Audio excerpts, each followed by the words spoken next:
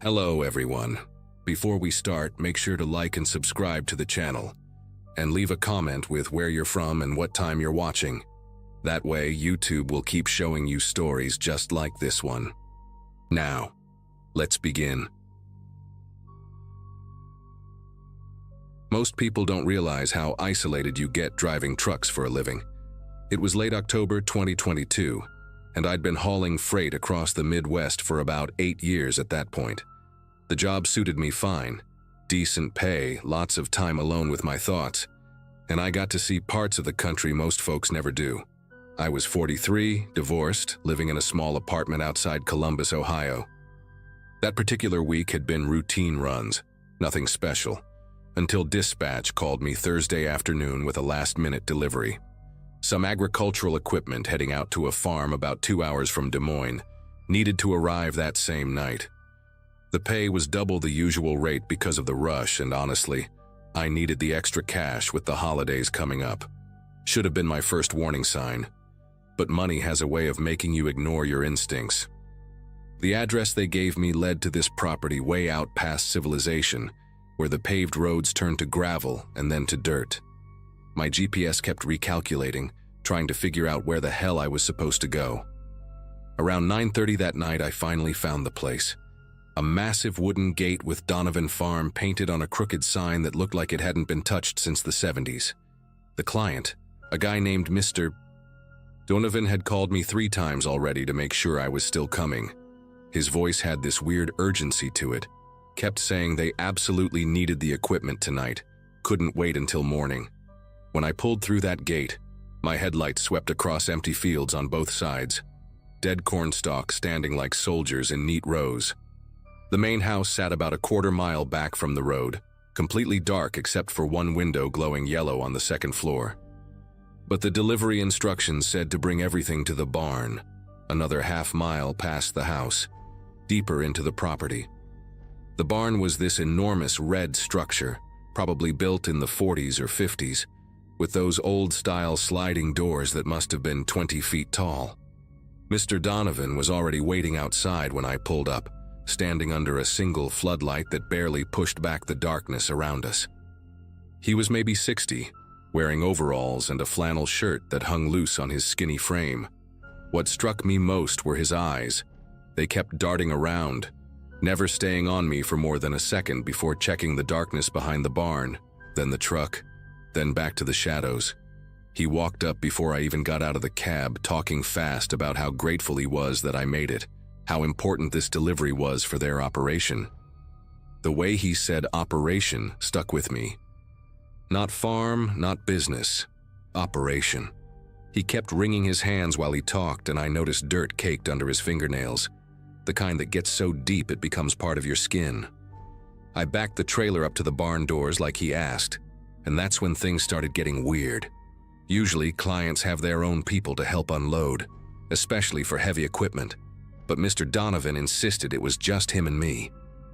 Said his workers had gone home for the day, but he couldn't wait until morning to get this stuff unloaded. The cargo was 3 large crates of what the manifest listed as agricultural processing equipment, each one probably weighing around 800 pounds. No way 2 people could move those without proper equipment. When I mentioned this, he quickly said he had a forklift inside the barn. We just needed to open the crates first and carry the smaller components in piece by piece. That didn't make any sense to me. Why would you break down equipment before moving it to where you're going to assemble it?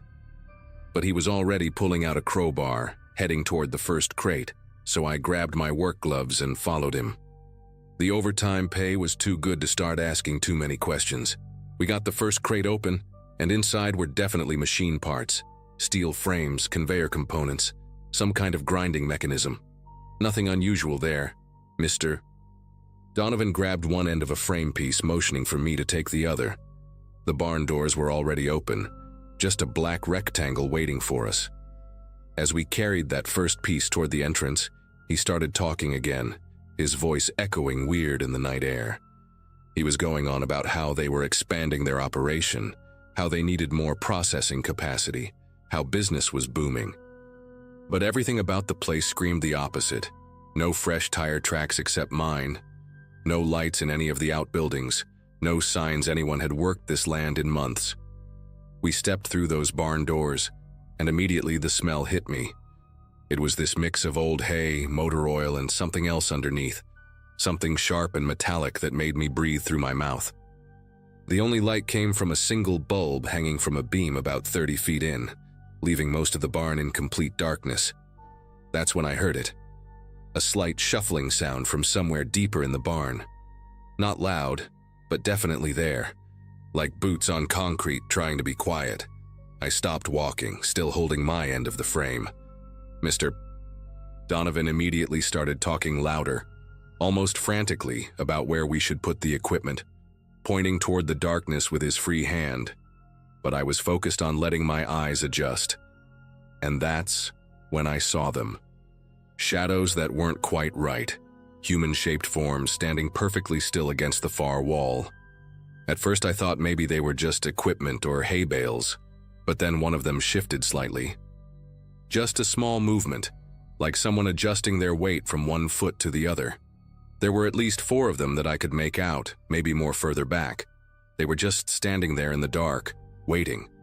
Mr. Donovan was still talking, his voice getting higher, more desperate, saying we should go further in, that the forklift was in the back. We just needed to walk past the old stalls to get to it. Every instinct I'd developed in 20 years of adult life was screaming at me to get out of there. I set down my end of the frame, nice and calm, and told Mr. Donovan I needed to check something in my truck real quick. His whole face changed then. The nervous energy turned into something harder, meaner. He said we were almost done, just needed to get the equipment inside, but his hand moved to his pocket, and I could see the outline of something there. The shadows in the back started moving forward, slow and deliberate, spreading out to block any path deeper into the barn. One of them knocked over something metal. It clanged against the concrete floor and echoed through the space. Mr. Donovan dropped his end of the frame with a crash and took a step toward me, saying I couldn't leave yet, that we had a deal. His voice had completely changed, no more nervous farmer act. It was cold, controlled, like he'd done this before and knew exactly how it was supposed to go. I didn't run. Running would have triggered whatever they had planned. Instead, I backed up steady and smooth, keeping my eyes on Mr. Donovan while tracking the shadows in my peripheral vision. Told him I had a tire pressure warning light. Needed to check it before the trailer shifted and damaged his equipment. Professional concern, you know? He hesitated for just a second, probably trying to figure out if I was playing along or making an escape. That hesitation was all I needed. I kept backing up, out through those barn doors, my boots crunching on the gravel. The shadows inside were moving faster now, and I could hear voices, low and urgent. Mr. Donovan followed me out, still trying to convince me to come back in, saying his nephews just wanted to help with the unloading, that's all. Nephews. Right. Nephews who hide in the dark and wait for truckers to walk into the back of barns. When I got to my cab door, he grabbed my arm, his fingers digging in hard through my jacket. His other hand was pulling something from his pocket, and I didn't wait to see what it was. I yanked my arm free and shoved him back hard enough that he stumbled and fell against the trailer. Then I was in the cab, slamming the door and hitting the locks in one motion. Mr. Donovan was back on his feet immediately, pounding on my door, yelling that I couldn't leave with his equipment. Through the side mirror, I could see 3 men had come out of the barn, all of them built like they spent their days throwing hay bales, and they were jogging toward the truck. I fired up the engine, and that beautiful diesel roar never sounded so good. Mr. Donovan jumped onto my running board trying to pull the door handle, his face pressed against the window. I could see his teeth, yellow and crooked, as he shouted threats about what would happen if I left. The 3 men were almost at the truck now, and one of them was carrying what looked like a crowbar. I dropped it into gear and started rolling forward, slow at first. Mr. Donovan held on for maybe 10 feet before he had to let go or get pulled under the wheels. The smart thing would have been to just drive straight out, but I needed to unhook that trailer. No way I was leaving them with $800,000 worth of equipment to maybe fence or use as bait for the next driver. I pulled forward about 50 yards, jumped out with my pin puller, and had that 5th wheel uncoupled in record time. The men were running toward me now, actually running, and I could hear Mr. Donovan shouting instructions to them. Something about the truck, don't let him leave with the truck. That's when it clicked. They didn't want the cargo at all. They wanted my rig. Probably planned to knock me out or worse in that barn, take the truck, and leave me and the empty trailer to rot on this property. I jumped back in the cab just as the first guy reached me, his crowbar swinging toward my windshield. The glass spiderwebbed but held as I gunned it, leaving them all in a cloud of dust and diesel exhaust.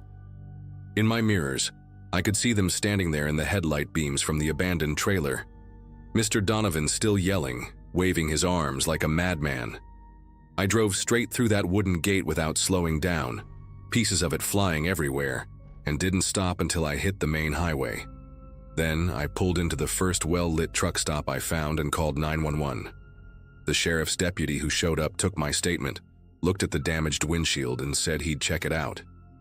But his expression told me everything. This wasn't his first call about something weird happening out on those back roads. He asked me if I could identify any of the men besides Mr. Donovan, and I gave him what details I could remember. He wrote it all down, said they'd investigate, but warned me that by the time they got out there, the place would probably be cleaned up, looking like a normal farm again. These people knew how to play the game, he said. They'd have some story ready about a disagreement over payment, maybe even file a complaint against me for stealing their equipment. The deputy suggested I call my dispatcher, report everything to my company, and maybe avoid deliveries to isolated farms for a while. The next morning, my dispatcher called me, mad as hell, but not at me. Turns out the shipping company that contracted the delivery didn't exist. The paperwork was fake. The payment authorization was from a stolen credit card, and the phone number Mr. Donovan had been calling from was a burner. The whole thing was a setup from the start. But here's what really got to me. When I started asking around at truck stops, talking to other drivers, I heard stories. Similar situations, always at night. Always isolated farms or warehouses. Always urgent deliveries with premium pay. Most drivers who took those jobs and actually went through with going into the buildings were reported as missing, their trucks found abandoned states away, stripped clean. The drivers themselves? Never found. The FBI apparently had a task force on it, but these operations moved around, different states, different names, always one step ahead. I was lucky. Lucky I noticed those shadows. Lucky I trusted my gut. Lucky I got out when I did. Now I stick to daytime deliveries, established companies only, and if something pays too good to be true, I remember that night at the Donovan farm and pass on the job. Some money just isn't worth it.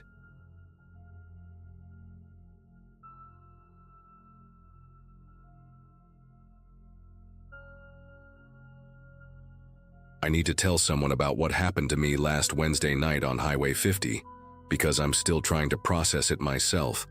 I'm a long-haul trucker, been driving 18-wheelers for about 12 years now, mostly running freight between Nevada and Colorado. The name's Martin, and I usually pride myself on being pretty level-headed. You have to be when you're hauling 60,000 pounds of cargo through mountain passes and desert stretches. That particular night, I was carrying a load of electronics from Reno to Denver. Nothing too valuable, but enough to make me cautious. I'd left Reno around 6 in the evening, planning to drive through the night since traffic would be lighter, and I could make better time. My wife Joanna was expecting me home by Friday afternoon, and I wanted to grab some sleep at the depot before heading to our place in Aurora. The weather was clear. Just a regular November evening with temperatures dropping, but no snow in the forecast. Highway 50 through Nevada is called the loneliest road in America, for good reason. You can drive for hours without seeing another soul, just endless stretches of sagebrush and distant mountains. I actually prefer it that way most times. Gives me space to think, listen to podcasts, maybe call Joanna when I hit the spots with decent cell coverage. Around 9:30 that night, I was about 40 miles east of Austin, Nevada, when I first noticed the headlights in my mirrors. Now, seeing another truck on Highway 50 isn't unusual. Plenty of us use it as an alternative to I-80. But something about this one caught my attention right away. It was a Peterbilt, Looked like a 579 model from what I could tell, painted solid black with no company logos, no dot numbers visible, nothing. The trailer was one of those refrigerated units, also black, which struck me as odd because most reefer units are white or silver to reflect heat. The whole setup looked expensive. Custom maybe, but completely anonymous. I figured it was probably some owner-operator who liked to keep things low-key, though in 12 years of driving, I'd never seen a completely unmarked commercial rig. At first, I didn't think much of it. The guy was maintaining a decent following distance, maybe 300 feet back, which is respectful spacing for night driving. But after about 20 minutes, I started getting this uncomfortable feeling in my gut. See, when you're driving long haul, you develop a rhythm, a pattern to your speed. Sometimes you'll push 70 on the straightaways, drop to 65 on the grades, maybe slow to 55 around the sharper curves. Most truckers behind you will either match your average speed and gradually fall back, or they'll find their own pace and eventually pass. But this black rig, it was matching me, move for move, like we were connected by an invisible cable. When I'd ease up to 72, I'd watch those headlights in my mirror slowly creep up to maintain that same 300-foot gap. When I'd test it by dropping to 60, those lights would fade back, keeping the distance perfect. After 30 minutes of this, I knew something wasn't right. I tried to get a look at the driver when we passed under the occasional streetlight near the small towns, but the cab windows were tinted so dark I couldn't see anything inside. The thing that really started bothering me was how quiet my CB radio had gotten. Usually, even on Highway 50, you'll catch some chatter, maybe someone complaining about speed traps or warning about deer on the road. But ever since that black truck appeared, my CB had been dead silent except for static. I tried calling out a few times, standard stuff like, "Westbound, you got your ears on?" but got nothing back. Even tried switching channels, thinking maybe my radio was acting up, but every frequency was the same. Just that low, empty hiss. I grabbed my phone to call Joanna, let her know I was running on schedule, but I had no signal, which wasn't unusual for that stretch. Still, the combination of the silent CB and that truck maintaining perfect distance was making the hair on my neck prickle. About an hour into this strange dance, I decided to test something. There's a way station near Eastgate that's usually closed at night, but it has a wide pull-off area where truckers sometimes stop to check their loads or grab a quick nap. I put on my turn signal way early, giving plenty of warning, and started slowing down for the exit. Sure enough, those headlights behind me started blinking, left turn signal matching mine. My mouth went dry as I watched this happen. I kept slowing, dropped to about 40, then 35 as I approached the off-ramp. But at the last second, I canceled my signal and accelerated back onto the highway, pushing my rig harder than I usually would. The black truck followed my exact move. Canceled signal, smooth acceleration, right back to that 300-foot distance. That's when I knew for certain this wasn't coincidence or some driver who just happened to be going my way. This person was deliberately following me, had been for over 50 miles now. My mind started racing through possibilities, none of them good. Maybe someone knew what I was hauling. Electronics aren't drugs or guns, but a trailer full of laptops and tablets could be worth decent money to the right fence. Or maybe this was something else entirely, something worse. I'd heard stories at truck stops, drivers talking about rigs that would follow you until you stopped. Then bad things would happen. Hijackings where they'd beat you half to death and leave you in the desert.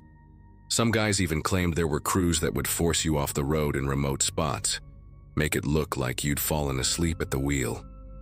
I'd always figured those were just trucker tales, stories that got bigger with each telling.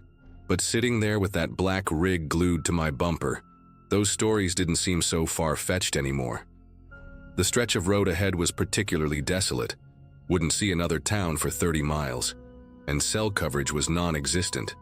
I started doing the math in my head. I had about 3/4 of a tank, enough to make it to Ely without stopping, but that was still almost 2 hours away. The nearest rest stop was about 40 minutes ahead, one of those basic pull-offs with bathrooms and a couple of parking spots for semis. I'd stopped there before, remembered it being poorly lit with no security cameras, just a lonely spot in the middle of nowhere. No way was I pulling in there with this black rig on my tail. I kept checking my mirrors, hoping to see some identifying mark on the truck, maybe catch a glimpse of a license plate when we went around curves and the angle changed. But whoever was driving that thing knew what they were doing.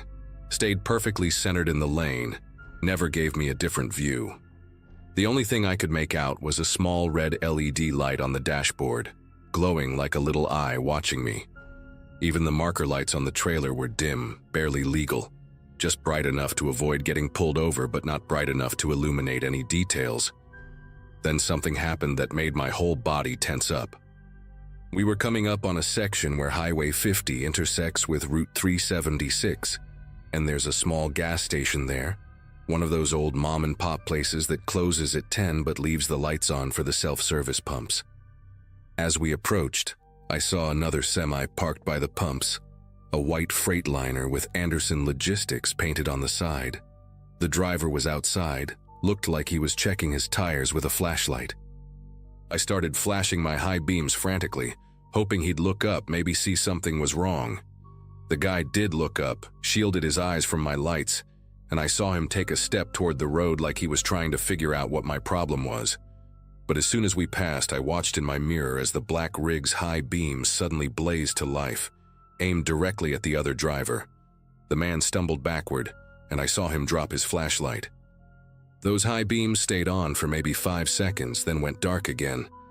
When I looked back at the road, my knuckles were white from gripping the steering wheel so hard. The next 20 minutes felt like hours. I kept glancing between the road ahead and my mirrors, watching those headlights maintain their perfect distance. My shirt was soaked with sweat, even though I had the AC running. I tried the CB again, scanning through all 40 channels, but it was still dead. That's when I remembered something. My nephew had given me a dash cam last Christmas, one of those dual camera setups that records both front and rear. I'd installed it, but honestly forgot about it most of the time. The memory card could hold about 6 hours of footage before it started overwriting. I reached up and made sure the little red recording light was on, then adjusted my rearview mirror slightly to make sure it was catching the black rig. At least if something happened, there'd be evidence. The thought of if something happened made me want to vomit. I'd been in close calls before, tire blowouts, ice storms, even had a drunk driver sideswipe me once near Salt Lake City. But this was different. This was deliberate, calculated, patient. Whoever was in that truck was waiting for something, and I had a sick feeling I knew what. Finally, I saw the sign for the Hickerson rest area coming up, 2 miles.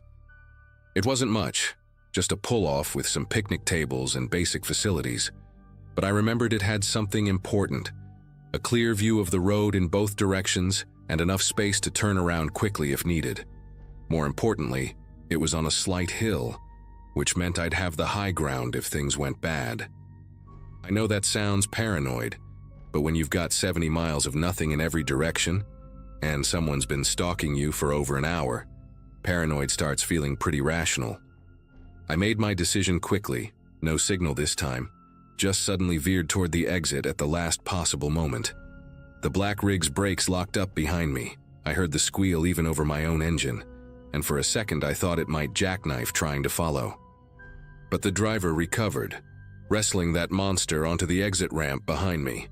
As I pulled into the rest area, my headlights swept across the empty parking area. No other vehicles, no witnesses, just me and whoever was about to follow me in. I positioned my truck strategically, nose pointed toward the exit, engine still running. Then I waited, watching in my mirrors as the black rig slowly rolled into the rest area and stopped about 50 feet behind me, engine idling with a low, menacing rumble. We sat there for what must have been 5 minutes, though it felt like an eternity. Neither of us moved, neither shut off our engines. I could see the silhouette of someone in the driver's seat of the black rig, but the tinted windows still prevented me from making out any features. They just sat there, waiting, watching. I had my phone in my hand, praying for even 1 bar of signal, but got nothing. Then I noticed something that made my chest tighten. A second figure moving inside the cab, shifting from the sleeper berth to the passenger seat. There were two of them. My mind raced through my options. I couldn't outrun them. Their rig looked newer and probably had more horsepower. Fighting was out of the question. I'm 53 years old with a bad knee, and there were two of them. I kept my hand on the gear shift, ready to slam it into drive if either of them opened a door. The waiting was excruciating. I could hear my own heartbeat over the rumble of the engines. Then, suddenly, their CB crackled to life, not with words, but with this strange clicking sound, rhythmic, almost like Morse code, but not quite. Click, click, pause, click, click, click, pause, click. It went on for maybe 30 seconds, then stopped. I didn't know what it meant, but it felt like a countdown, or worse, a signal to someone else. That's when I saw the headlights approaching from the west, another vehicle coming fast. As it got closer, I realized it was a Nevada Highway Patrol cruiser. I'd never been so happy to see those lights in my life. I immediately started flashing my high beams and hit my air horn 3 times, the universal trucker signal for distress. The patrol car slowed, pulled into the rest area, and positioned itself between me and the black rig, those LED light bars illuminating everything in harsh blue and white. The officer got out, hand resting on his sidearm, and walked toward the black truck. I watched him knock on the driver's window, saw it roll down just a few inches. They talked for maybe 2 minutes, though I couldn't hear what was said. The officer walked around the rig, shining his flashlight on the sides, and I saw him pause at the back of the trailer, taking photos with his phone. Then he came over to me. Officer Colton, according to his name tag, mid-30s, looked dead serious. Asked if I was all right, if these guys had threatened me. I told him everything, the following, the synchronized movements, the intimidation at the gas station. He nodded, told me he'd gotten 2 other reports that week about a black semi following drivers on Highway 50, though I was the first one who'd actually stopped. He said the plates came back registered to a shell company that didn't really exist, and they'd been trying to catch these guys for weeks. Apparently, 3 drivers in the last month had been robbed after being followed, forced off the road in remote spots, beaten, cargo stolen. He told me to wait while he called for backup. Within 15 minutes, 2 more patrol cars arrived, and the rest area looked like a crime scene with all the flashing lights. The officers surrounded the black rig, weapons drawn, ordering the occupants out. Through my mirrors, I watched 2 men exit the cab, hands raised. The driver was tall, maybe 6'4", wearing a gray hoodie and jeans, completely unremarkable except for a neck tattoo that looked like barbed wire. The passenger was shorter, stockier, had a shaved head and wore a leather jacket despite the cold. Both looked calm, almost amused, like this was just a minor inconvenience. The officers cuffed them, and one started searching the cab while another checked the trailer. That's when things got interesting. Officer Colton came back to me, told me they found something in the cab, a notebook with detailed logs of trucks they'd been following. License plates, cargo manifests somehow obtained illegally, driver names, home addresses, regular routes. My information was in there, down to my wife's name and our address in Aurora. They even had notes about when I usually stopped for fuel and which rest areas I preferred. The trailer was empty except for some tools that looked like they were meant for breaking into other trailers. Bolt cutters, crowbars, some kind of electronic device that Colton said was probably for disrupting trailer GPS units. These guys were professionals, had been doing this for who knows how long. The investigation took another 2 hours, with officers taking my statement, copying my dashcam footage, and documenting everything. They told me the 2 men were already wanted in connection with similar crimes in Utah and Arizona, part of a larger ring that targeted long-haul truckers carrying electronics and pharmaceuticals. The black rig was one of 3 they operated, all identical, all registered to fake companies. They'd follow a target for hours, learning their patterns, waiting for the perfect spot to strike. If I hadn't pulled into that rest area, if that patrol car hadn't shown up, they probably would have tried to run me off the road somewhere in the desert between there and Ely. Officer Colton gave me his card, said I'd need to testify eventually, but for now I was free to go. He offered to escort me to the county line, which I gratefully accepted. As I pulled out of that rest area, following the patrol car with my legs still shaking from adrenaline. I looked back one more time at the black rig, now surrounded by police tape and floodlights. The two men were already in separate patrol cars, and I never did learn their names. Didn't want to. I made it to Denver without further incident, hugged Joanna longer than usual when I got home, and took a week off before my next run. I still drive Highway 50 sometimes, it's part of my regular route, but now I've got a loaded Glock in my cab, completely legal with my concealed carry permit. And every time I see headlights appear in my mirror on those lonely stretches, my pulse quickens just a little, wondering if it's starting all over again.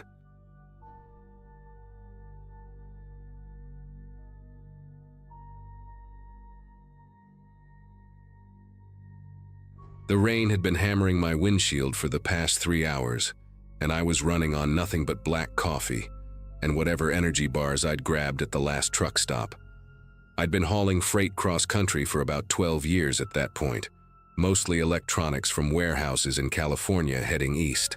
That particular night in early September 2016, I was pushing through the mountains somewhere between Sacramento and Lake Tahoe, trying to make my delivery deadline in Elko. The CB radio kept crackling with static, and I remember thinking how the weather was getting worse by the minute. My wife Amy had called earlier, telling me our daughter Sophia had won her spelling bee at school, and I was feeling that familiar ache of missing another milestone. I'd promised them both I'd be home by the weekend, and I was determined to keep that promise, which meant pushing through despite the storm. The particular stretch of highway I was on had these brutal switchbacks that even experienced drivers hated, especially in weather like that. My rig was loaded heavy, about 78,000 pounds total, and the rain was making the asphalt slick as oil. I'd turned down my music and was gripping the wheel tight, keeping her steady at about 35 miles per hour through the curves. The headlights were cutting through sheets of rain, and visibility was maybe 30 feet at best. I kept checking my mirrors, making sure my trailer wasn't sliding, when I came around this particularly nasty bend that the locals apparently called Dead Man's Curve. The road curved sharply to the right, with a sheer rock wall on one side, and nothing but darkness and a steep drop on the other. That's when I saw them, 3 small figures standing right in the middle of my lane, not moving, just standing there in the downpour like they were waiting for something. Every instinct I had from years of driving kicked in at once. I yanked the wheel hard to the left while hitting the brakes, but not too hard. Jackknifing a fully loaded semi on a wet mountain road would have been a death sentence. The figures didn't move, didn't flinch, didn't even react to my horn blaring or the massive 18-wheeler barreling toward them.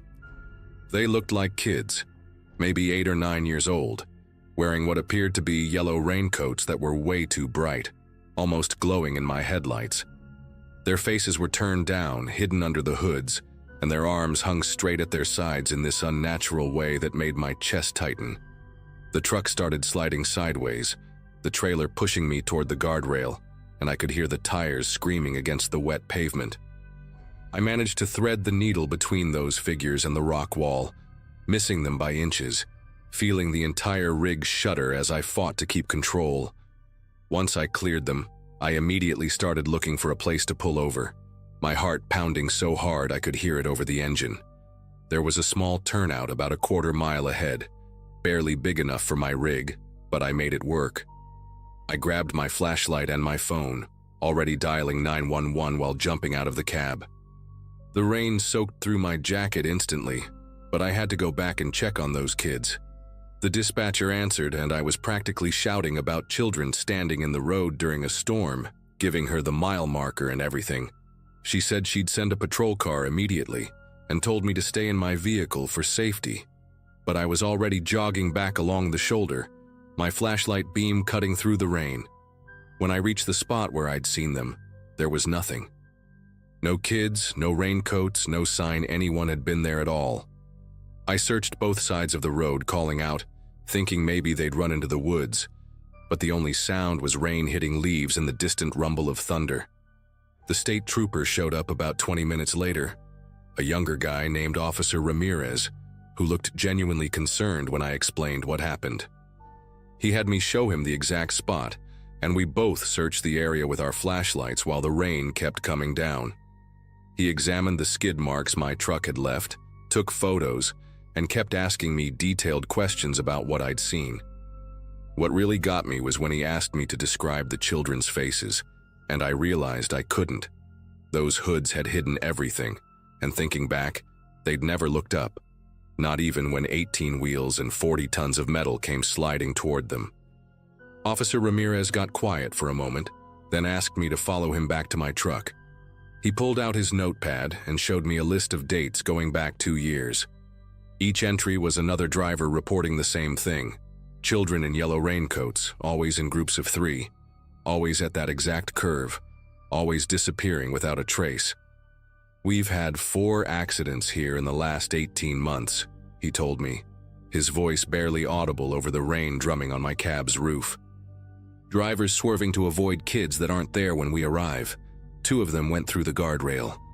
He pointed toward the edge where the mountain dropped away into blackness, and I felt my mouth go dry thinking about how close I'd come to joining that statistic.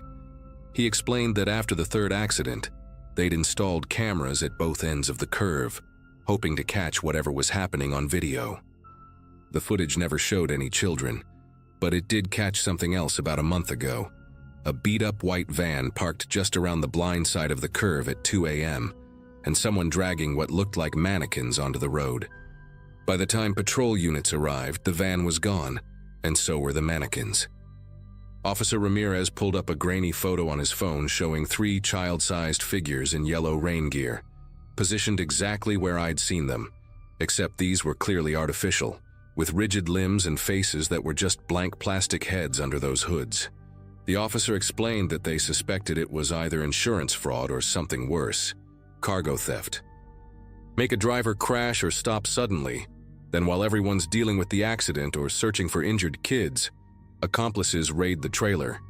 He mentioned they'd found evidence of break-ins on 2 of the crashed trucks, though the drivers hadn't survived to confirm what was taken.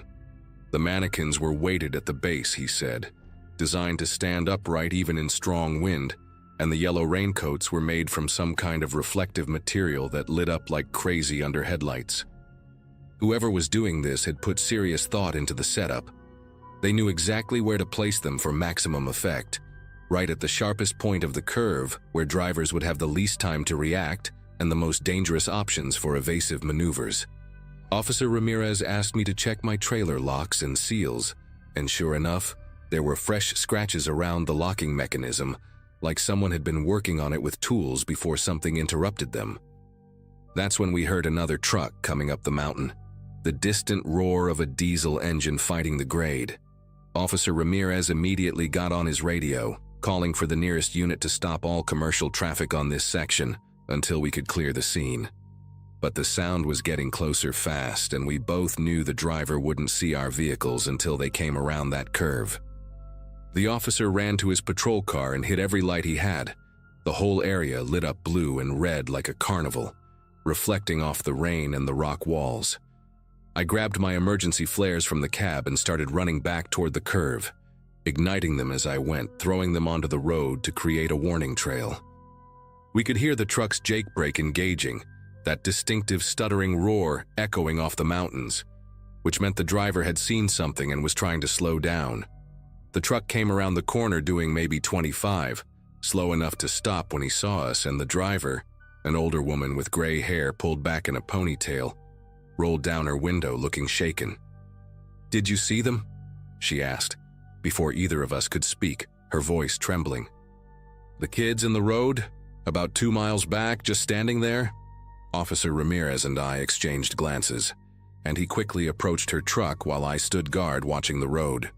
She explained that she'd seen 3 figures in yellow raincoats near a pull-off area down the mountain, but when she'd checked her mirrors after passing, they were gone. The officer immediately called for backup to search that location, suspecting the criminals were working multiple spots or had moved their operation after seeing the police lights.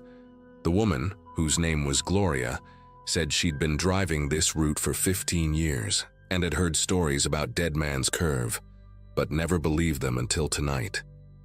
While we were talking, another call came through on Officer Ramirez's radio.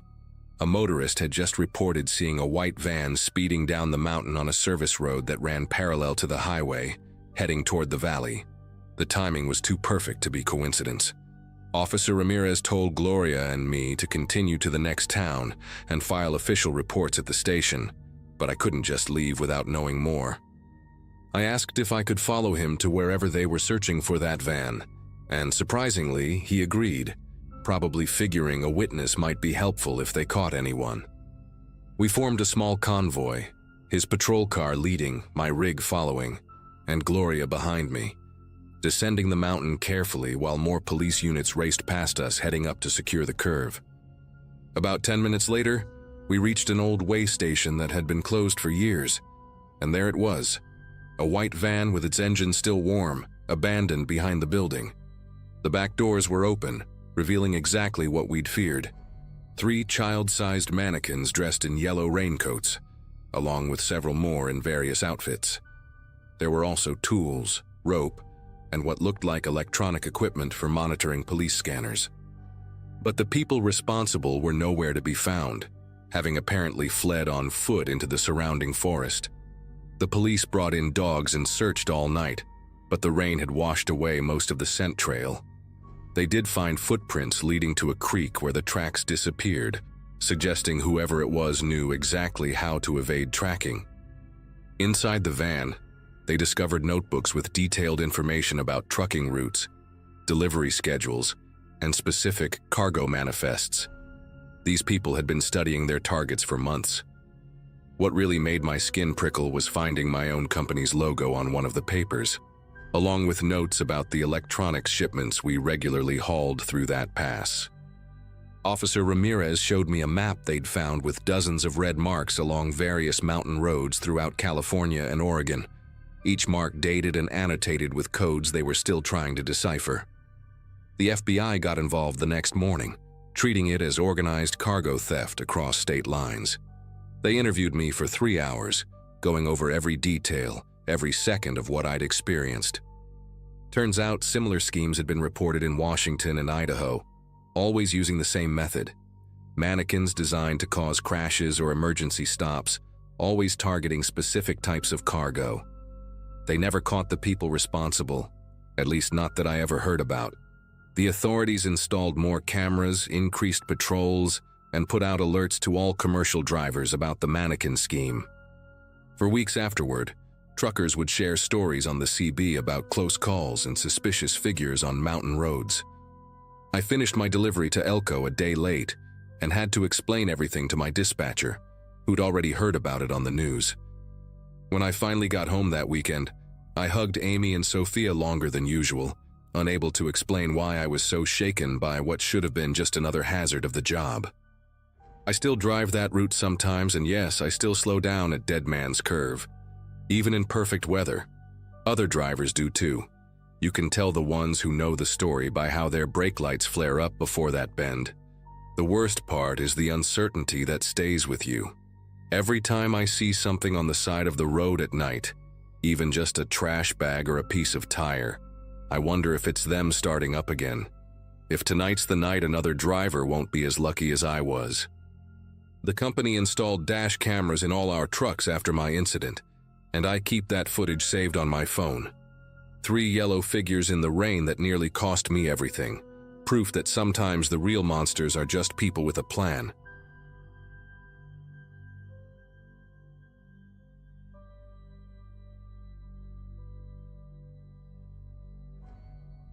I need everyone here to understand that what happened to me last April still makes me check my mirrors constantly, even when I'm just driving to the grocery store. I was hauling a load of automotive parts from Milwaukee to Kansas City, a route I'd done maybe 50 times before. At 38, I'd been driving trucks for almost 15 years, mostly doing these Midwest runs where you get to know every rest stop, every good diner, every speed trap. My wife Jennifer and our 2 kids were used to me being gone 3-4 days at a stretch, and I always made good money, because I preferred the night drives when traffic was lighter and I could make better time. That particular run started like any other. Loaded up around noon, grabbed dinner at this place that makes incredible meatloaf sandwiches. and hit the road proper around 8 p.m. when the sun was setting behind the cornfields. The first few hours were perfect driving weather. Clear skies, temperature dropping to that comfortable 60 degrees where you don't need the AC but you're not cold either. I had my thermos full of coffee, a bag of those pretzel rods I'm addicted to, and my CB radio crackling with the usual chatter from other drivers. Around midnight, somewhere on I-80 through Iowa, most of the radio traffic had died down to just occasional check-ins about speed traps or weather conditions ahead. I was making great time, probably doing 75 in a 70 zone, when I heard something that made me turn down my music. Through the static came this voice, real clear and calm, saying, "Hey there, Garrett. How's that Freightliner handling tonight?" Now I drive a Freightliner Cascadia. Pretty common rig, but hearing my actual first name instead of my handle Midwest Ghost made me pause.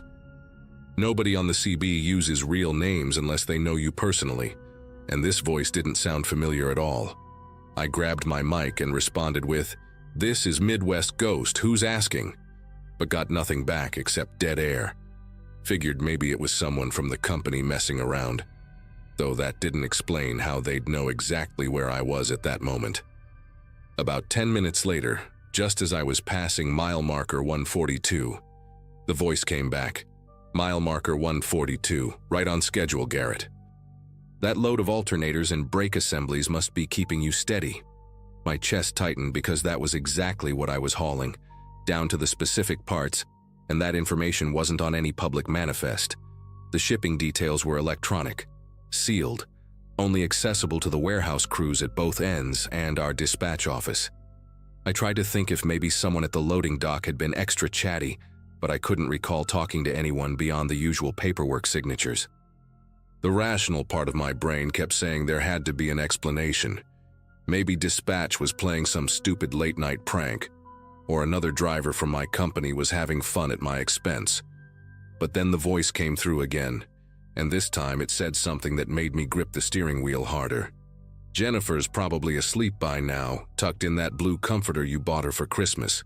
Your boy Mason's got that baseball game on Saturday you're gonna miss." I nearly swerved into the rumble strips. How could anyone know about my son's little league schedule, or what color our bedroom comforter was? These weren't things I talked about on the radio, ever. My personal life stayed personal, and I used the CB strictly for traffic and weather. Maybe the occasional joke with drivers I'd known for years. I switched off my CB completely, something I never do because it's like driving blind without traffic updates from other truckers. The silence in the cab felt wrong, but not as wrong as that voice knowing things about my family. My phone was mounted on the dashboard and I thought about calling Jennifer, but what would I say? "Hey, honey, some creep on the radio knows about our comforter?" She'd think I'd been driving too long, needed to pull over and sleep. The weird thing was, I wasn't tired at all. Adrenaline had me wide awake now, checking every single vehicle that passed me, studying them in my side mirrors as they disappeared into the darkness ahead. About 20 miles down the road, I couldn't stand the silence anymore and flipped the CB back on, switching to channel 19, the main trucker channel, hoping to hear normal chatter that would calm my nerves. Instead, the very second I turned it on, that same voice was already there like it had been waiting. "Channel 19, Channel 9, Channel 28. Doesn't matter where you go, Garrett. I've been listening to you for weeks now. That story you told about finding that injured dog near Waterloo. Really touching. The way you complain about the coffee at that Flying J near Davenport? Hilarious."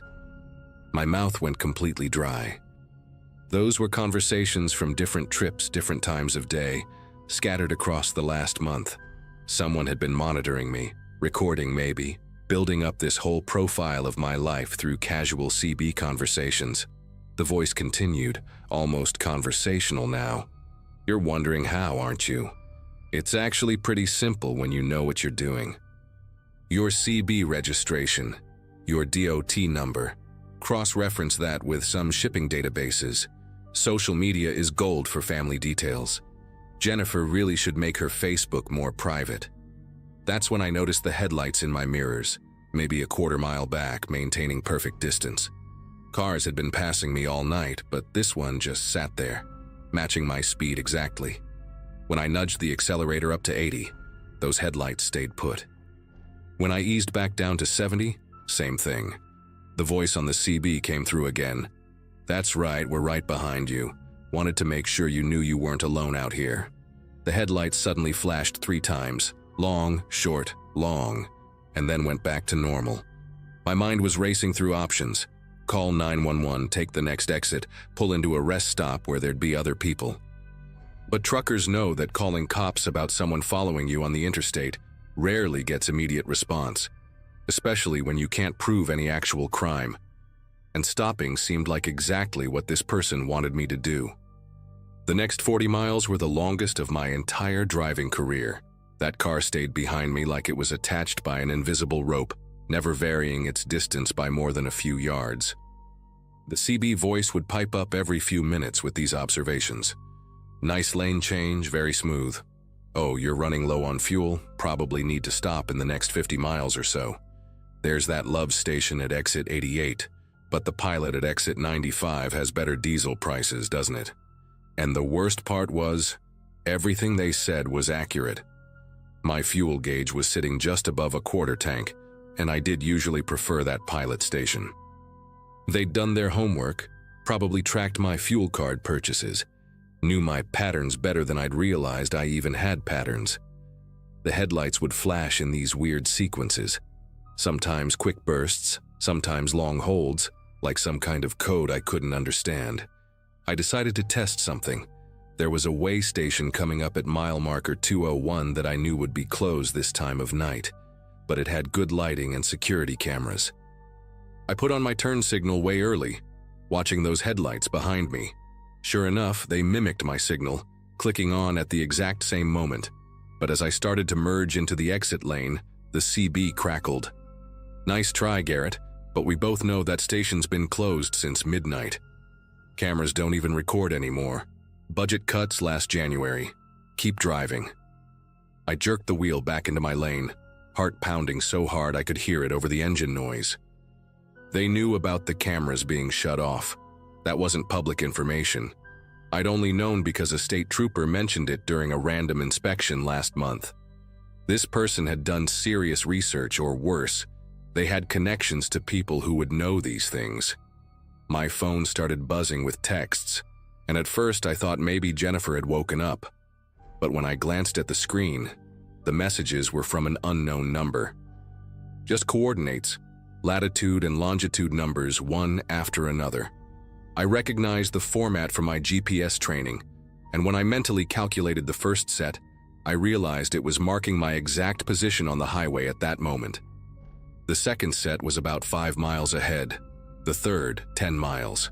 They were plotting my route, showing me they knew exactly where I was going.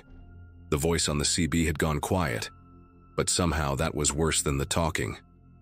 All I had now was the steady hum of those headlights in my mirror, and the occasional buzz of another coordinate text. My fuel gauge kept dropping, and I knew I'd have to stop soon whether I wanted to or not. The pilot station sign glowed in the distance, and I had maybe 15 miles worth of diesel left, 20 if I pushed it. My mind was working through scenarios: pull in fast, fuel up with the engine running, ready to bolt. But truckers know you can't just tear out of a fuel station with a big rig. It takes time to maneuver, time to build speed. The headlights behind me started flashing again, rapidly this time, almost celebratory, like they knew decision time was coming. Then the CB voice returned, but different now, excited. "Exit 95 coming up, Garrett. Pump number 7 is your favorite, isn't it? Far end, good turning radius for that freight liner. We'll be right there with you." I realized then that they'd been pushing me toward this moment all along, wearing me down psychologically, making me paranoid and exhausted so I'd be off my game when I finally had to stop. But I noticed something they might not have counted on. A Walmart distribution center rig had been slowly gaining on us for the last 10 miles, and there were 2 more trucks visible in the distance behind him. Instead of taking exit 95, I grabbed my phone and called my dispatcher on speaker, loud enough that it might pick up on the CB if they were somehow monitoring my cab. "Hey, Brad. Yeah, I'm at mile 290, running low on fuel, going to stop at the pilot exit 95. But I've got a vehicle that's been pacing me for about 60 miles, acting suspicious. White sedan, can't make out the plates. I'm documenting everything for insurance and duty." Brad's gravelly voice filled the cab, concerned and alert. "You need me to call State Patrol?" I watched those headlights suddenly fall back, dropping speed rapidly. "Stand by, Brad," I said, keeping my voice steady. "Vehicle is now decreasing speed, falling back. But yeah, give State Patrol a heads up, I'm pulling into the pilot in about 2 minutes." The CB stayed silent. The headlights kept falling back until they were just distant dots, then suddenly took an exit before the pilot, disappearing into the darkness of some side road. I pulled into the pilot with my whole body tense, scanning every vehicle in the lot, every shadow between the parked trucks. Brad had called back saying State Patrol would swing by within 20 minutes, and 2 other drivers from my company were about 30 miles behind me if I needed backup. I fueled up at pump 5, not 7, with my doors locked and engine running, against all safety protocols, but I didn't care. The whole time I kept watching for that white sedan, for anyone approaching my rig, for any face that seemed too interested in what I was doing. The other truckers around me were just doing their normal routines, checking tires, grabbing coffee, stretching their legs, completely unaware that I'd just spent the last 2 hours being stalked by someone who knew more about my life than some of my relatives do. When the state trooper showed up, a young guy named Officer Pearson, I showed him the GPS coordinates texts, told him about the CB conversations, described the car's behavior. He took it all seriously, said they'd had similar reports recently, possibly someone targeting truckers for cargo theft or worse. I finished my run to Kansas City, but I was checking mirrors the whole way, jumping every time someone called out on the CB. Filed reports with my company, the DOT, even the FBI's Highway Serial Crimes Division. Yeah, that's a real thing. They never found the white sedan or figured out who was behind it. Changed my route schedule, got a new CB handle, made Jennifer lock down all our social media. The investigators said it was probably someone with insider knowledge of the trucking industry, possibly working with crime rings that target specific high-value loads. These days I run team drives mostly, never alone on those night runs anymore. But sometimes I still hear about other drivers experiencing the same thing. Someone who knows too much, coordinates that predict their route, headlights that follow just a little too perfectly. The truth is, every time I pass exit 95 on I-80, even in broad daylight with my co-driver snoring in the sleeper berth, I still get that tight feeling in my chest, still check my mirrors a little more carefully, still wonder if those headlights behind me are just another trucker trying to make their delivery on time, or if it's happening all over again.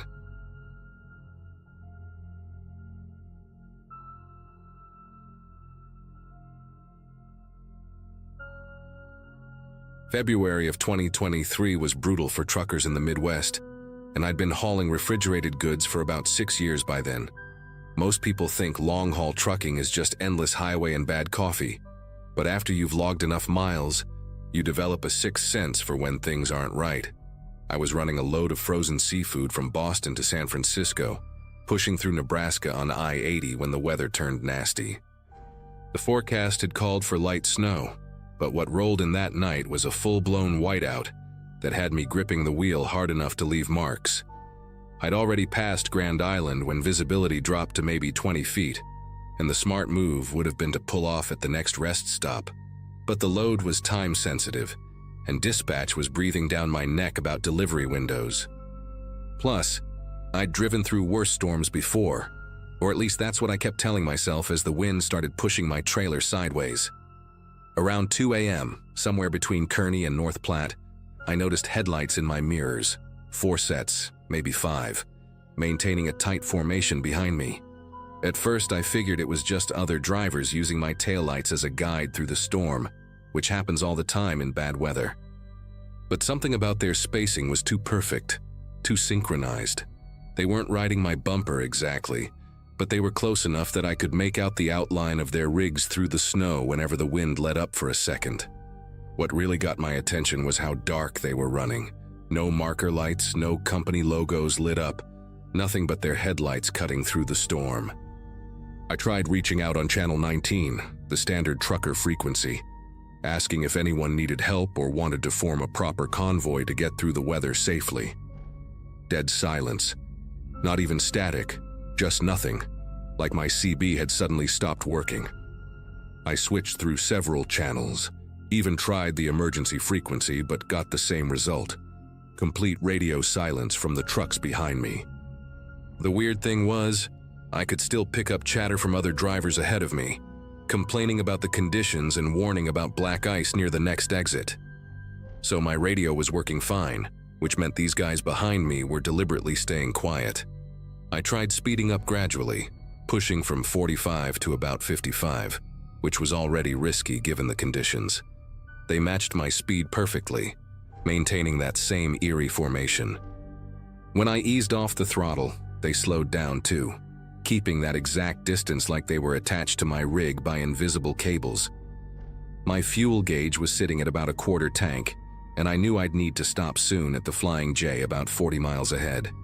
But the thought of pulling off with these silent shadows behind me made my chest tight. The snow was coming down harder now, and I could barely see the road markers that usually guide you through these plains.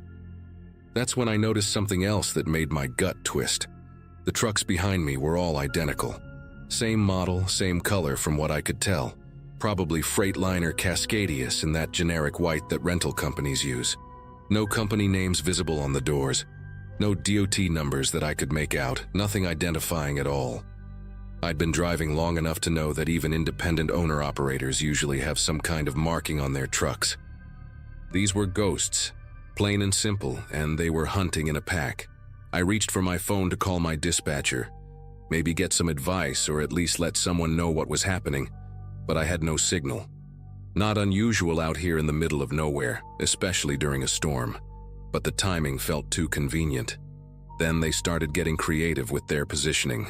Two of them pulled up alongside me, one on each side, while the others stayed behind. They were boxing me in, a classic aggressive driving move that usually means someone wants you to pull over. But out here, in the middle of a blizzard at 2:30 in the morning, with no legitimate reason for anyone to want me to stop, every alarm bell in my head was going off. I knew about the stories every trucker does. Cargo theft rings that operate on isolated stretches of highway, using multiple vehicles to force drivers off the road. They go after high-value loads, electronics mostly, but seafood can fetch good money too if you know where to fence it. The trucks beside me were matching my speed exactly, close enough that I could see the drivers were wearing baseball caps pulled low. No faces visible in the darkness of their cabs. They weren't trying to pass, weren't falling back, just maintaining that threatening presence.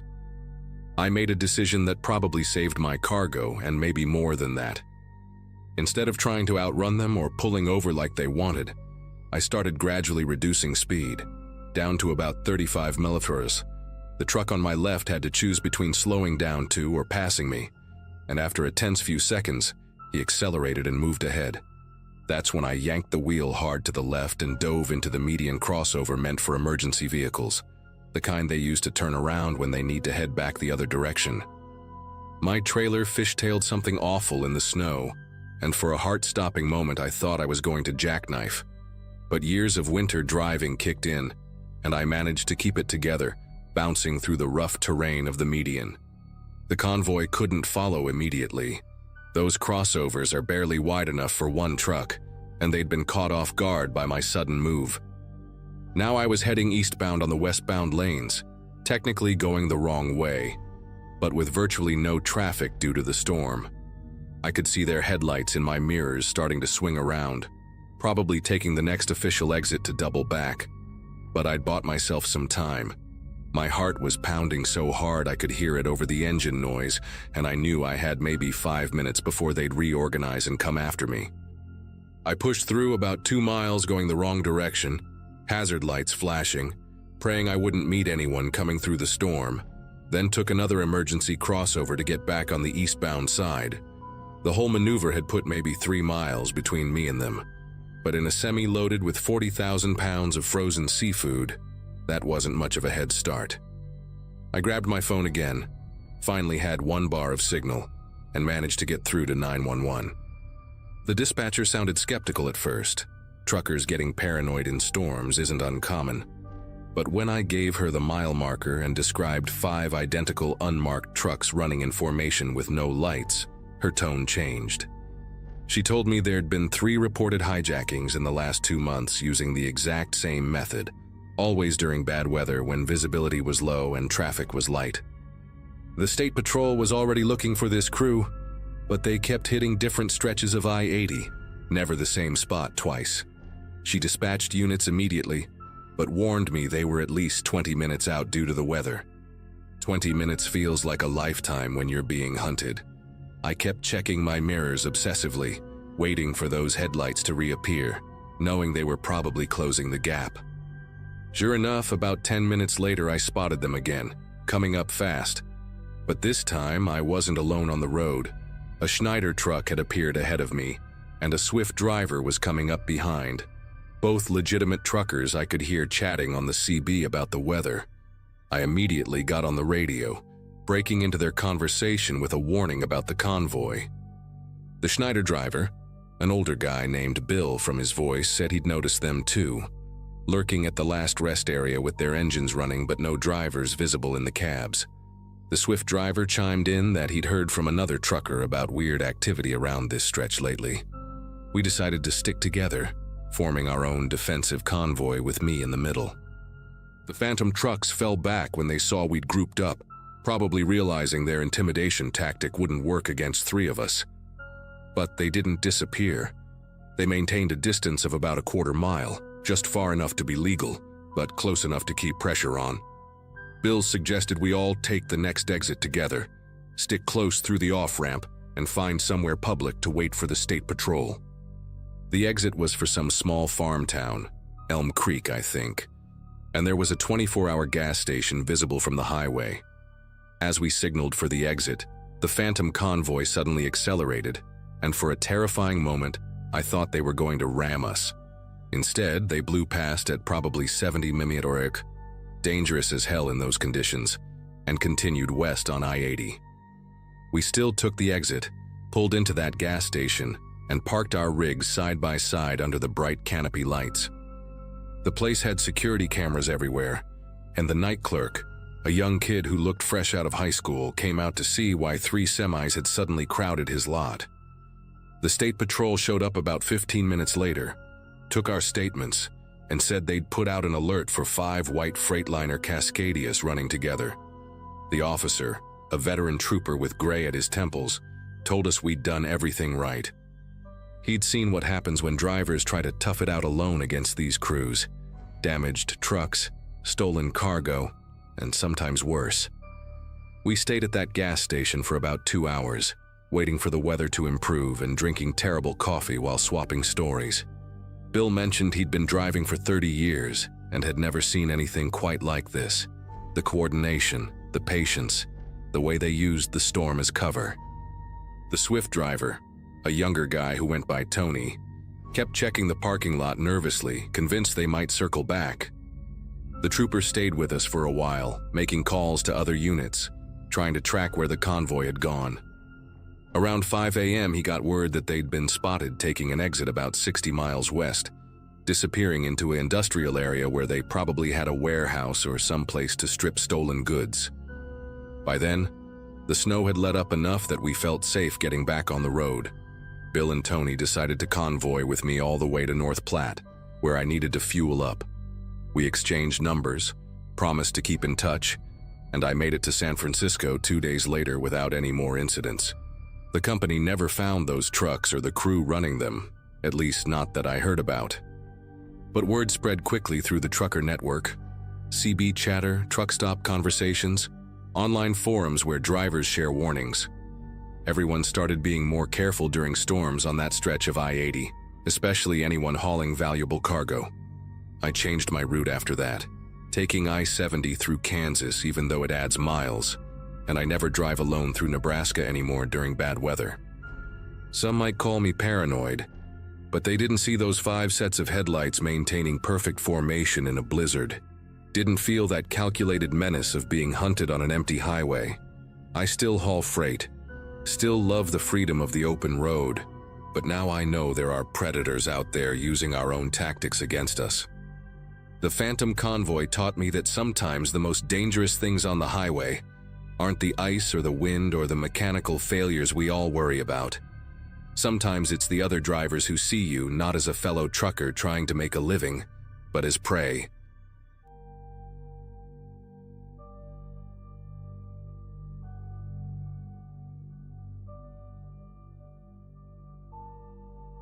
I've been driving trucks for about 15 years now, mostly hauling refrigerated goods up and down the East Coast.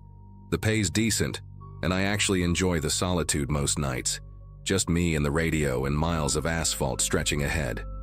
It was a Wednesday in March when everything went sideways, literally. I was hauling frozen seafood from a distributor in Maryland heading down to Georgia, running a bit behind schedule because of some loading dock delays earlier that morning. My wife Lisa had called me around dinner time, reminding me about our daughter's soccer game that weekend, and I promised I'd make it back in time. I remember hanging up and thinking how lucky I was to have such a normal, peaceful life compared to some of the guys I knew who'd been through divorces or worse. The stretch of road I was on that night was one of those forgotten highways that GPS rarely suggests anymore, but old-timers like me still used to shave off time. Route 301 through rural Virginia, if you know it. Nothing but pine trees and the occasional deer for company. Around 11 p.m., maybe closer to midnight, I came around a bend and saw something that made me ease off the accelerator immediately. About a quarter mile ahead there was a sedan. Looked like a Camry or maybe an Accord, hard to tell in the dark, parked completely sideways across both lanes, hazard lights blinking that rhythmic amber warning. My first thought was accident. Maybe someone had spun out or blown a tire. You see enough weird stuff on the road at night, and usually it's just someone who needs help. But something about the positioning seemed too perfect, too deliberate, like someone had carefully maneuvered that car to block as much of the road as possible. I downshifted and started slowing the rig. 18 wheels don't exactly stop on a dime when you're loaded with 30,000 pounds of frozen shrimp and crab. The shoulder on both sides was basically non-existent here. Just drainage ditches and thick pine forest pressing right up against the asphalt. As I got closer, maybe 100 yards out now, I flicked on my high beams to get a better look at the situation. The car's interior light was on, driver's door hanging open, but I couldn't see anyone inside or around the vehicle. That detail stuck with me, the dome light casting this pale glow onto the empty driver's seat, like someone had just stepped out seconds ago. I reached for my CB radio thinking maybe I should call out to see if any other truckers were nearby, but static filled the channel. Not unusual for this stretch, but the timing made the hair on my neck prickle. By now I was down to about 20 miles per hour.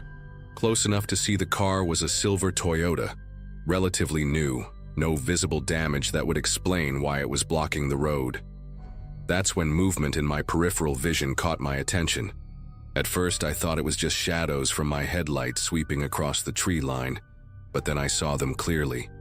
3 figures stepping out from the woods on my right side, moving with purpose toward my truck. They were wearing these cheap plastic masks, the kind you'd buy at a dollar store for Halloween. Except these were all the same. Blank white faces with cutout eyes and mouths. The way they moved wasn't panicked or desperate like someone needing help would move. It was coordinated, calculated, like they'd done this before. 2 more emerged from the left side, and I realized with absolute clarity that this wasn't an accident scene at all. My foot found the accelerator before my brain fully processed what to do. Years of driving had taught me that sometimes your instincts know better than your conscious mind, and right then, every instinct was screaming at me to get out of there. The engine roared as I shifted up, diesel smoke probably billowing black behind me. The masked figures started running toward the truck, and I saw one of them holding something in his hand. Might have been a crowbar, might have been something worse. The gap between my truck and the sideways Toyota was narrowing fast, and I had maybe 2 seconds to decide whether to try squeezing through the narrow space between the car's front bumper and the ditch, or just ram straight through. The guy closest to my driver's side was reaching for the door handle, and I could hear him shouting something to the others. his voice muffled by the mask but urgent, angry that I wasn't stopping like they'd planned. I aimed for the Toyota's rear end and floored it. The impact wasn't as bad as I expected. The car spun away like a toy, metal screeching and glass exploding as my truck's massive front end connected. The momentum carried the sedan into the right side ditch with a horrible crunching sound. In my side mirror, illuminated by my taillights, I saw two of the masked men diving out of the way, one of them tumbling into the drainage ditch. But what really made my chest tighten was seeing more figures emerging from the woods further back, maybe 7 or 8 total, all wearing those same white masks. They'd been waiting deeper in the trees, probably expecting me to stop completely, and then surrounding the cab. One of them threw something at my truck. Heard it clang off the trailer. I kept the pedal down, watching the speedometer climb past 60, 70, my whole rig shaking from the impact damage but still running strong. For the next 5 miles, I didn't slow down once, constantly checking my mirrors for headlights. My heart was hammering so hard I could hear it over the engine noise. The adrenaline was making everything hyper clear. Every shadow on the road looked like another ambush. Every glint of light in the trees seemed like eyes watching. I tried the CB radio again, and this time got through to another trucker about 10 miles ahead. Told him to watch out for a group trying to block the road, and he said he'd already heard chatter about something going down on 301. Apparently, I wasn't the first one they'd tried this on tonight. Another driver, guy hauling paper products, had reported a similar setup about an hour earlier, 20 miles north. He'd managed to reverse out before they closed in, took some back roads to get around. The trucker on the radio said state police were supposedly on their way, but out here in the middle of nowhere, that could mean 30-40 minutes. I pulled into a well-lit gas station about 15 miles from where it happened, one of those big travel stops with multiple cameras and plenty of people around. My legs were shaking when I climbed down from the cab to inspect the damage. The front bumper was dented and scraped. Paint from the Toyota streaked across it like silver scars. There was a deep gouge along the passenger side, where something had scraped the length of the trailer, probably when I'd clipped the car. While I was looking at it, another trucker walked over, older guy with a gray beard and a Vietnam vet cap. He took one look at the damage and asked if I'd run into them too. Turns out he'd heard about 3 similar attempts in the past month, always on quiet stretches of secondary highways. Always the same setup with the car blocking the road and masked men waiting in the woods. He said they were targeting refrigerated trucks specifically, probably looking for high-value loads they could move quickly. The police showed up at the gas station about 45 minutes later, 2 state troopers who looked tired but took my statements seriously. They had me walk them through everything. The position of the car, how many masked men I saw, what they were wearing, the timing of it all. One of the troopers, younger guy with a military-style haircut, told me they'd found the Toyota abandoned about 2 miles from where I'd hit it, stripped of its plates and VIN numbers filed off. No sign of the masked men, but they'd found tire tracks from at least 3 other vehicles hidden in an old logging road nearby. The older trooper mentioned they suspected it was an organized crew, possibly the same group that had been hitting truckers across 3 states. They'd gotten bold lately, escalating from simple theft attempts at truck stops to these elaborate highway ambushes. What really got to me was when he said I was lucky. Another driver in Georgia hadn't been as fortunate the previous week, ended up in the hospital with a cracked skull when they dragged him from his cab. I called Lisa from the gas station parking lot. Didn't tell her everything, just said I'd had a close call with some bad weather and was running late. No point in making her worry about something that was already over. But I couldn't stop thinking about those masks, the way they all looked identical, like they'd bought them in bulk. There was something especially unnerving about the coordination of it all. The perfectly positioned car, the staged interior light, the groups hidden at different depths in the forest. These weren't desperate people making impulsive decisions. This was planned, rehearsed, professional. The older trucker, Eddie was his name, stayed with me until I was ready to get back on the road. He gave me his number, said there was an informal network of drivers keeping each other updated about dangerous stretches and suspicious activity. Said the companies wouldn't do anything about it until someone important got hurt, so we had to look out for each other. I finished that run to Georgia, but I took the interstate the whole way, even though it added 3 hours to my trip. Every time I saw a car on the shoulder with its hazards on, my grip tightened on the wheel. Made it to the delivery on time somehow, unloaded the seafood, and started my route back home. The company never said much about the damage to the truck, just had me fill out an incident report and told me to be more careful. But Eddie's network turned out to be real. I started getting text messages from other drivers, warnings about suspicious vehicles, alternate route suggestions, even photos of cars that had been spotted multiple times near ambush sites. 2 weeks after my encounter, they caught part of the crew. 5 men arrested during an attempted hijacking in North Carolina, found with those same white masks in their van along with crowbars, zip ties, and a signal jammer that explained why the CB radio had gone to static. They were part of a larger ring targeting refrigerated trucks carrying pharmaceuticals, seafood, and electronics, anything that could be moved quickly on the black market. I still drive that stretch of 301 sometimes, when the schedule demands it, but now I do it during daylight hours whenever possible, and I always slow down at that particular bend, even though the road is clear. There's a small scar in the asphalt where I clipped the Toyota, or maybe I'm just imagining it. Either way, it serves as a reminder. I made it home from my daughter's soccer game that weekend, watched her score 2 goals, and held Lisa's hand a little tighter than usual. Never told her the full story, but I did install a better dash cam system and started carrying a legal backup defense tool in the cab. The truth is, those men in masks are still out there. Not that specific crew maybe, but others just like them.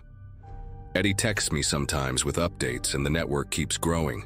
We share information, watch each other's backs, and always trust our instincts when something doesn't look right. Because out there on those lonely highways at night, sometimes the only thing standing between you and disaster is your willingness to keep driving, no matter what's blocking your path.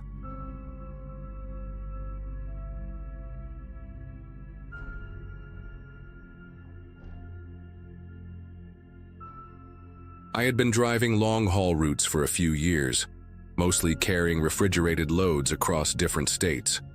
At that point in my life, I was spending more time behind the wheel than anywhere else, but I didn't really mind. The steady hum of the engine and the endless stretches of road gave me a rhythm I could live with. That night, I was hauling produce, heading east after finishing a late drop-off. I remember it was a quiet night. Barely any traffic, just the occasional glow of a farmhouse light far in the distance. I had the radio on low, sipping coffee that was already going lukewarm, thinking about how many more hours I'd put in before stopping at a rest area. Around midnight, the sky was heavy with clouds, blotting out the stars, and the road stretched like a black ribbon with no end.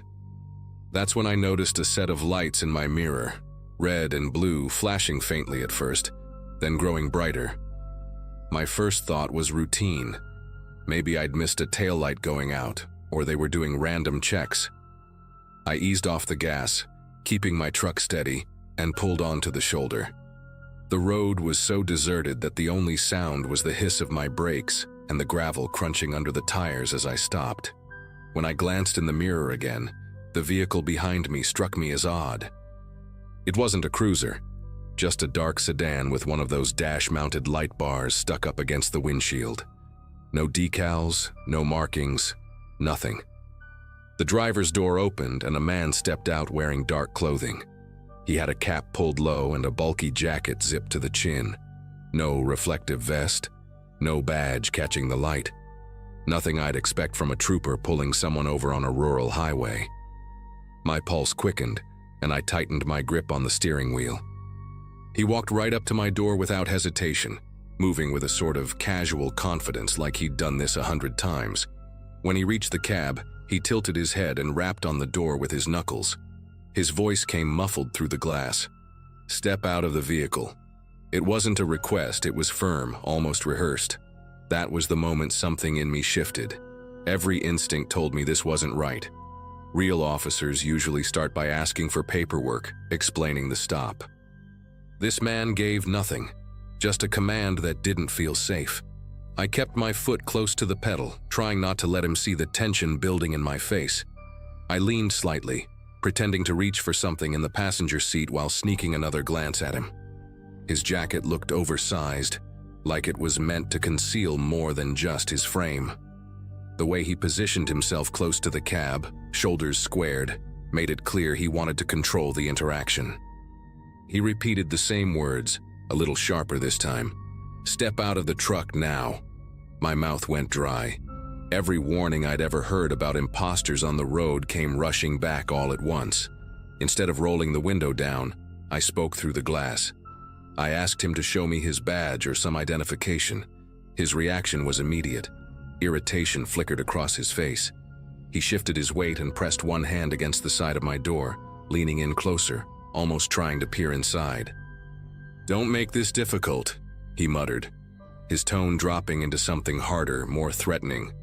My gut told me loud and clear, if I opened that door, I wasn't walking away from this safely. I flicked my eyes toward the mirror, checking the road behind us. Still no traffic, no backup lights approaching. Just the two of us stranded in that pool of my taillights and his fake siren glow. I thumbed the lock button again just to hear the reassuring click, my other hand already sliding the gear into place. He must have noticed because his voice rose, sharper now, cutting through the night. "Open the door. Now." He wasn't trying to sound like a cop anymore. It came out like a demand, almost desperate.